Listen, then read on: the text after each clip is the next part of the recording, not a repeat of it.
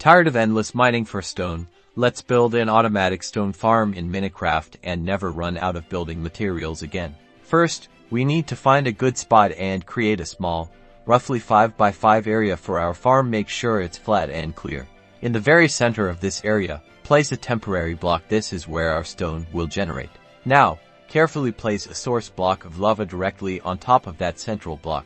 Next, block off all but one side of your 5 by 5 area with solid blocks, leaving a 1 block wide opening on the opposite side of this opening. Place water so it flows towards the lava, but stops just before it. As the lava and water meet, they'll create cobblestone. We want that cobblestone to form, but we need to make sure the water stops the lava flow. Now, on the side opposite the water source, place a sticky piston so its face is pointing directly at the spot where the cobblestone forms. Connect redstone dust from the piston, leading back to a lever. You can hide this lever or place it on a nearby wall.